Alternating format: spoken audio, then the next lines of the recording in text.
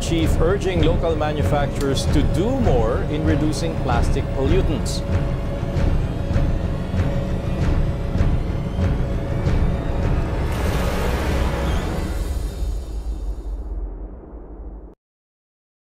Before the Spanish came, the Philippines had many different groups of people, each with their own special ways of life. They knew their land very well and took good care of it. They were really smart about how they grew food and built amazing things, such as the Banawi rice terraces. Indigenous Filipinos were masterful cultivators, employing sustainable techniques that ensured the long-term health of the land. They practiced planting different crops together to maximize land use, improve soil fertility, and deter pests. They also practiced switching crops grown in a particular field from season to season to prevent soil depletion and maintain nutrient levels. Lastly, they practice creating leveled plots on hillsides to prevent soil erosion and maximize water retention, a practice most famously exemplified by the Banawe Rice Terraces. The Banawe Rice Terraces, a UNESCO World Heritage Site, are a testament to the integrity and perseverance of the Ifugao people. These magnificent terraces, carved into the mountainsides over centuries, are a marvel of human engineering. The construction of the Banawe Rice Terraces was not merely an engineering feat, but a deeply spiritual endeavor. The Ifugao believed that the land was sacred and that their ancestors watched over them from the mountains. Each terrace was meticulously carved. The Ifugao people treated each terrace with great care, almost like it was sacred. They believed the spirits of the mountains lived there, so they performed special ceremonies to honor them and ask for a good harvest. While the modern world has brought many changes, many indigenous communities continue to practice traditional farming techniques, adapting them to contemporary challenges. This knowledge, passed down through generations, is invaluable in the face of climate change and the growing need for sustainable food systems. The legacy of indigenous Filipinos, their sustainable farming practice, and their deep spiritual connection to the land serves as a powerful reminder of the importance of living in harmony with nature. Their wisdom offers valuable lessons for the future as we strive to create a more sustainable and equitable world for generations to come. Manungan takitaan man, kinapintas ti kabakiran, nga istorya ti kaadwan. Ay ading ibagagan ka, nagadut nagbaliwan na, ti aglaw la. The Philippines, an archipelago of over 7,000 islands, has a rich tapestry of history woven through centuries of foreign influence and indigenous resilience. Before the arrival of European explorers, the islands were home to diverse communities, each with its own distinct culture and traditions. In 1521, Portuguese explorer Ferdinand Magellan, sailing under the Spanish flag, became the first European to set foot on Philippine soil. His arrival marked the beginning of a new era. However, resistance was immediate. In the Battle of Mactan, local chieftain Lapu-Lapu and his warriors defeated Magellan, showcasing the indomitable spirit of the native population. Despite early resistance, Spain persisted. By 1565, under Miguel Lopez de Legazpi, the Spanish established a permanent foothold, leading to over 3 centuries of colonial rule. The Manila-Acapulco galleon trade became the lifeblood of the colony, turning Manila into a bustling hub of commerce between Asia and the Americas. Spanish missionaries fervently spread Christianity, leading to the Philippines become Asia's largest Catholic nation. Yet, beneath this new faith, indigenous beliefs sadly endured. The encomienda system, imposed by the Spanish crown, extracted tributes from the locals, often leading to abuses and fostering resentment among the native population. Throughout the Spanish period, numerous revolts erupted as Filipinos sought to reclaim their autonomy and resist colonial oppression. By the late 19th century, a burgeoning sense of nationalism emerged. Leaders like Jose Rizal and Andres Bonifacio ignited the flames of revolution, challenging Spanish dominion. The culmination of these efforts was the Philippine Revolution, leading to the Declaration of Independence in 1898, ending over 300 years of Spanish colonial rule. Today, the legacy of the Spanish period is evident in the Philippines' rich cultural tapestry, a blend of East and West, tradition and innovation, resilience and faith. In the early 1900s, the Philippines was under the control of American colonial government, which was led by the both military and civilian leaders. This time started with military rule after the Philippines-Americans War, when the leaders like General Merritt tried to bring the order and inserted American control over the islands. However, this rule faced strong opposition from the Filipinos who wanted their independence, creating a complicated situation. As the military rules changed to civilian rules under the Governor General William Howard Taft, the focus turned to making the important changes or reform. The Taft Commission have the power to create the law and lead some government actions, work on the building and judicial system, improving the public education, and the offering better health care. Through this reform, the American government focused not only managing the country but also teach the Filipino people American culture values, presenting themselves as the helpful force in the Philippines' development. Despite these improvements, the strong desire of independence among the Filipino could not be silenced. The establishment of American-style schools and the new chambers lecture provide a way for Filipinos to participate in the government. Yet, ultimately control still resists with the Americans. This story government illustrates how the American colonial period create both and chance to reform the sparkle and growing wishes for independence.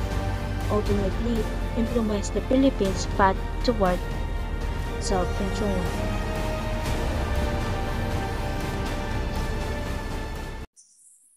Imagine the Philippines during Commonwealth era.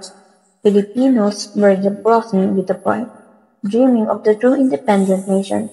But alongside the search of national identity, a quiet understanding began to emerge. The realization that the very land they cherished was a precious and needed protection. While the primary goal was to build a strong economy, leaders started to acknowledge that it could be achieved by just simply exploiting the land. They saw the forest, the river, and the result, not just the resources to extract it, but as a vital lifeblood for the nation.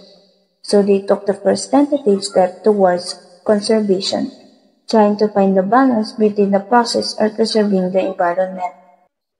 The laws were put into place to control logging, like setting the rules to keep the forest safe.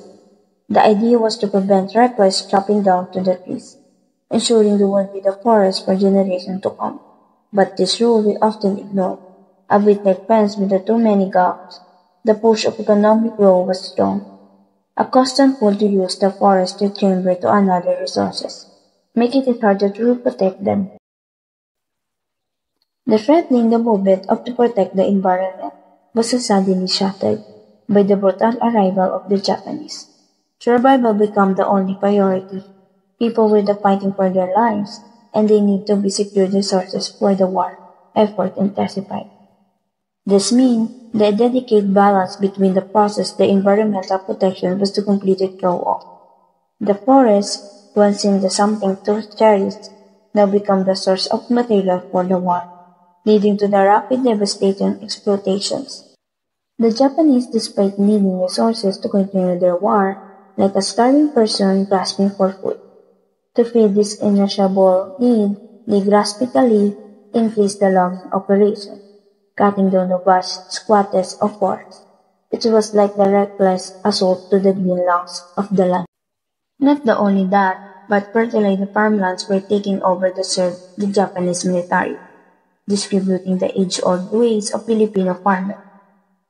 This is not only threatened the environment but also put the very food supply of the Filipino at risk. It was a cruel blow to the heart of Filipinos' life. The war really hurt the environment in the Philippines. Lots of trees were cut down, rivers got dirt, and the land of farming was ruined. This also stopped people to trying to protect the nature, and this took long time to fix the damage. The damage done to environment during the war still affect the Philippines today. It made existing problem worse and made it hard for the country to recover in a way too good for nature. Even though the war stopped the early effort to protect the environment, it should teach us the important lesson. We need to to grow our economy without hurting the nature. The war showed us what the happen when we forget about the environment, especially when the things are difficult. Environmental justice talks about fair involvement or treatment to all people to have an equal access to the natural resources or the environment that they are living. Environmental justice in the Philippines today is always involved through the laws that we have. We have many different laws, but the great example is the 2010 Right of Kalikasan.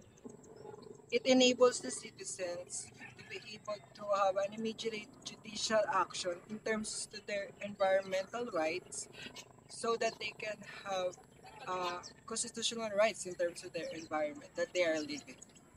Ecological Solid Waste Management of 2000, Republic Act number 9003, which is a legislative framework that represent waste disposal, recycling, and waste management segregation.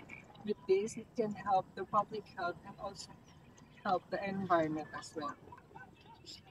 Philippine Water Act of 2004, Republic Act number 9275, which is about having a quality water, prevent water pollution, and also to have a sustainable water usage of the people living in our country.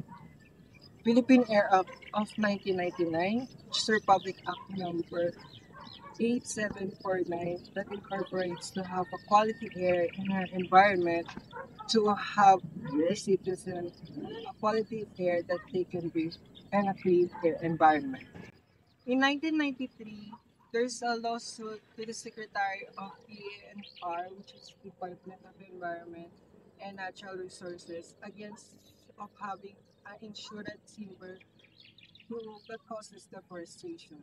And this shows that even to the young citizens of our country have able to use their voice for a reason and to have an intergenerational awareness or intergenerational effect to the environment. Indigenous people like the Blaad and Lumad in the Mindanao was the great example of having an environmental injustice because the Tampakan mining greatly affect the ancestral land that they causes for them to have a displacement in their environment, and also it affects the environment's soil erosion that causes also deforestation in that place. That is why it's important for them to have a rightful rights with their own land specifically since they own that land. Our country, the Philippines, is very vulnerable to typhoons. That is why the effect of the changing environment issues into our climate, or specifically the climate change, greatly impact our country. That is why I think the industrialization and those companies or corporations should have a more environmental action or be more accountable with their business that they. Remembering in 2023, there's an harassment and an abduction to the environmental defenders that we have to Jonalyn Castro and Ted Taman.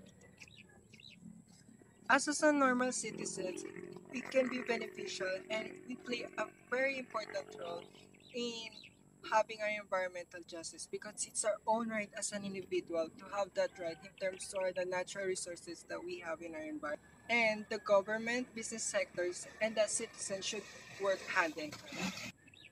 We can't deny that there are various areas or places that face an environmental injustice, but having an awareness and being able to use an action to it, then we could achieve the environmental justice that each of individual of us deserves. Hello po. Sa ano pong pangalan niyo po? Ako po si Kit Brian Hison po. Ano pong section niyo po? Section ko is BSCS 3A. So, may mga tanong lang po kami sa inahanda about sa contemporary regarding sa environmental justice here in the Philippines po. Una pong tanong po namin is, ano po yung major environmental challenges na meron po tayo ngayon sa Pilipinas po?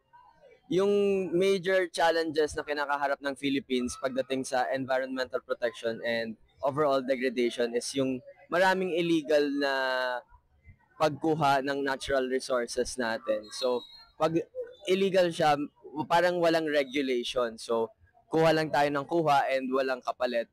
Tapos, marami ring instances na tayo rin yung deadliest country for environmental activists. So, yung pakikibaka sa pagprotekta sa ating kalikasan ay isang mahirap na gampanin kasi parang life-threatening yung ganong klaseng proseso dito sa Pilipinas. Opo, thank you po, Gabi po, well said. Pangalawa naman pong tanong po namin is, ano po sa tingin niyo po yung law na napasa ngayon sa Pilipinas na nagpapromote po ng environmental justice po? Sadly, when it comes to environmental justice, wala pa talagang exact na law na napasa sa Kongreso at sa Senate. Wala pa talagang napapasa na talagang related sa environmental justice. Pero meron namang ibang laws na tumutulong para maproteksyonan yung ating environment, katulad nung kakapasa lang na para sa mga producers na kailangan sila na rin yung maghahanap ng paraan kung paano may dispose ng ayos yung kanilang mga produkto. Pero kasi karamihan ng mga naipasa ng mga batas ay matagal na. So, ang Clean Air Act at saka yung waste management laws, naipasa siya parang 2000s pa and 1990s. So, nag-iiba yung panahon, nag-iiba yung pangangailangan, pero hindi nagbabago yung mga batas na ipinapasa sa atin sa Pilipinas. Opo, totoo po yun. Pero sa tingin naman po, regarding naman po sa mga indigenous communities po, ano po involvement po nila sa pag-protect po ng natural resources meron po tayo ngayon? Kasi yung mga IPs natin, from the start sila na yung nag-handle ng mga ancestral homes nila, ancestral lands. So, pag alam nila, kasi sila rin yung nakikinabang ng mga lupa. So, pag sa kanila binibigay yung pagproteksyon, alam na alam nila yung kung paano aalagaan yung kalikasan dahil mas yung mga nasa areas na malapit sa waters or malapit sa natural resources, mas ramdam nila yung mga epekto ng climate change eh. So, sila yung mas nagbibigay ng protection kumpara sa atin na nandito na sa urban areas na halos wala nang i-detach na tayo dun sa ating mga sa lugar na kinabibilangan ng mga IPs. Pero ang masama nun ay prosecuted din ng mga IPs pagdating sa mga usaping mga lupa, ganun. Totoo po yun. Next naman po is, ano po sa tingin nyo po yung action po ng government sa pag-address po ng, for example, yung climate issues natin about climate change, pati environmental degradation naman po? Marami namang mga programs ng DNR at saka yung past na admins, katulad ng mga modernization, paglipat natin sa renewable energy. Kasi yung last statistics yata is 52% pa rin ng Philippines ay nagre-rely sa coal energy. So at least yung ibang portions nun na slowly nalilipat na siya sa renewable energy. Pero ayun pa rin, nandun pa rin yung problema when it comes to environmental protectors. Parang wala pa rin talaga tayong actions regarding to giving them more protection. Katulad nung mga huling balita na merong pa ring dinadakip, marami pa ring nare-red tag, at saka maraming nila-label na hindi naman dapat i-label as kalaban ng ating society, pero walang binibigay na actions yung government natin pagdating sa mga ganitong klaseng usapin. Opo, totoo po yun. So last question na lang po. Sa tingin po, Yung mga Pilipino naman po, ano pong contribution po nila sa environmental justice natin sa Pilipinas po? Ang pinakamagandang way natin as a Filipinos, normal Filipino citizen is yung pagiging stay informed natin sa mga nangyayari kasi halos lahat ng nangyayari behind the scenes hindi naman natin alam, hindi naman lahat napapublish sa media. So tayo yung maghanap, tayo yung tumingin sa environment, tayo yung tumingin doon sa mga taong mga nakikibaka para maproteksyonan yung ating environment. Yun lang, stay informed, be aware, and let's do our part na yung small parts lang mag-join din tayo doon sa mga programs ng government para sa environmental protections. Yun lang, thank you again si Kuya Kate. Salamat po. Good morning po. Ano pong name niyo? Ayun na, ako si Ivan Lance Punsalan, TUP alumnus mula sa Kabataan Party List. So, sa tingin niyo po, ano po yung mga major environmental challenges ang kinakaharap ng Pilipinas ngayon? Kung sa major environmental challenges, marami tayong pwedeng gawing halimbawa dyan. E di, dito muna tayo sa Kamaynilaan, sa National Capital Region. Kung sa usapin ng environment, e di yung nangyayaring reclamation projects dyan sa may Manila Bay, no? Particular dun sa may seaside sa Mall of Asia, di ba yung convert ng mga karagatan into lupain para tayuan ng mga establishment, basically kapakana siya ng mga ng mga malalaking negosyante or kapitalista na yun, ganun isa sa kinakaharap ngayon, particularly ng mga mangingisda na nawawalan sila ng kabuhayan na dahil yung mga palaisdaan nila ay yun nga, tinatabunan na ng mga lupa dahil sa rason na kung sa context ng mga magtatahong sa Navotas na biktima or apektado rin ng Manila Bay Reclamation ay yung mga tawag dito, yung ginagawa daw sila, mga illegal daw sila, ganun, dahil hindi sila binibigyan ng permit ng LGU. Example yan ng issue ng Manila Bay Reclamation. Pangalawa ay yung sa nangyayaring pagpapatag ng mga bundok. Example niyan ay yung sa Sierra Madre na kung alam naman natin si Sierra Madre, kilala talaga siya bilang bulubundukin or mahabang bulubundukin na pumaprotekta sa atin sa mga bagyo, nagpapahina siya ng mga bagyo. E di ano yung kinaharap niya ngayon dahil sa mga yung mga malaking kapitalista na banggit ko kanina, nagiging paraan sila para i-commercialize ito or i-convert ito into something na, for example, yung pagtatayo ng Kaliwa Dam, na mag-cost talaga siya na masira talaga yung bulubundukin natin sa Sierra Madre. No? And yun yung pangalawa. Pangatlo, it is yung mga kagubatan, particularly yung mga tinitirhan ng mga indigenous people na mga magsasaka, apektado din sila sa issue ng environment dahil sa mga tinatawag natin na EDCA sites or Enhanced Defense Corporation Agreement na kung saan sa mga kagubatan nagtatayo ng mga base militar, yung US military forces, no? Or other term pa doon yung tinatawag din nilang natin na balikatan exercises, no? Sa usapin din no, na maraming mga kagubatan yung kinakalbo, footing na mangyari talaga yung labi sa pagkainit ng klima natin na dahil nababawasan yung yung mga green spaces natin dahil sa ganung issues. So, yun yung mga ilang halimbawa lang ng environmental issues na naranasan or currently nangyayari ngayon. Sa tingin niyo po, anong law na yung napasa ngayon sa Pilipinas to promote environmental justice? Marami tayong mga halimbawa ng batas na particularly sa usapin ng reclamation, sa usapin ng pagmimina, mga minahan, may mga existing tayo. Kaya lang, syempre, given na ito ay vague or may mga sabihin na natin na may mga nakaupo talaga sa estado or government natin na nagiging tauhan talaga or kung saan kapit talaga sa mga malalaking negosyante, nasasabali wala ito. No? Kahit pa may mga ganun na sa usapin ng reclamation, yung pagbabawal sa reclamation particularly, may policy tayo na existing doon. Pero ano nangyayari, di ba? Patuloy pa rin yung nangyayari reklamasyon ngayon sa, particularly sa Manila Bay or ilang karagatan sa part ng Cavite. And doon naman sa mga minahan na talagang noon pa man, parang ilang years na rin nakalipas, talagang pinagbawal ito, no, nagkaroon ng policy na gano'n. Pero ngayon na nakaupo simula nung parang mapaupo si Duterte hanggang ngayon kay Marcos Sr., edi patuloy na naman ulit yung nangyayaring minahan, no, mga illegal mining na kung saan part din siya ng pagsira sa kalikasan natin. Ganun. Next po. How are indigenous communities involved in protecting natural resources today?